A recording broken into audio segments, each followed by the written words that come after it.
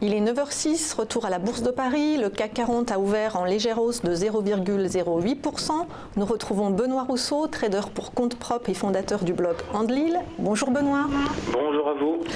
À quoi faut-il s'attendre aujourd'hui sur les marchés dans ce contexte agité de guerre commerciale et de conseil des gouverneurs de la BCE?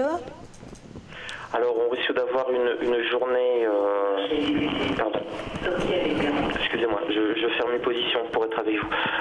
On risque d'avoir une journée assez agitée. Effectivement, on va avoir les taux à 13h45. Donc ça veut dire qu'à partir une demi-heure avant, il vaut mieux ne pas être positionné parce qu'on va avoir un assèchement très fort du carnet d'ordre en cas de nouvelles surprises. On ne doit pas s'attendre à une surprise éventuelle. La BCE n'a donné aucun signal comme quoi on pourrait augmenter de manière inattendue et plus rapidement que prévu ces taux.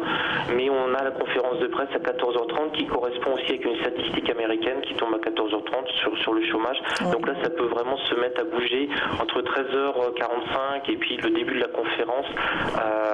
Ça peut se mettre à bouger vraiment pas mal.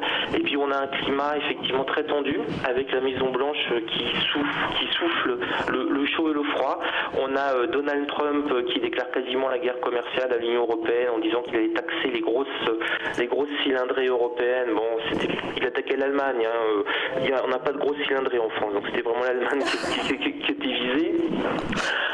Face à un président finlandais qui devenait tout blanc, qui n'osait pas bouger, conférence de presse, je te mets une bonne claque.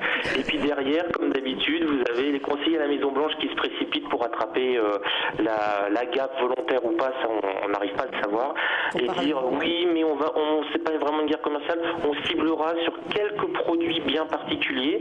Et ça refait remonter la bourse, puisque la bourse américaine, par exemple sur le Nasdaq, on est descendu à moins 0,8% en cours de séance et on a clôturé à plus 0,33. Donc on risque d'être ballotté sur la prochaine tweet ou déclaration de Donald Trump ou d'un conseiller à la Maison Blanche.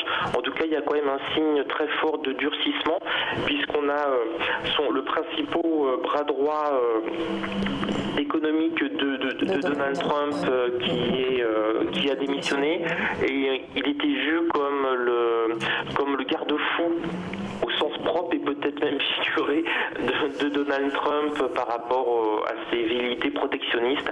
Donc ça a été un mauvais signal sur le marché. Donc de la nervosité et savoir dans quel sens ça va partir, ça va être assez compliqué.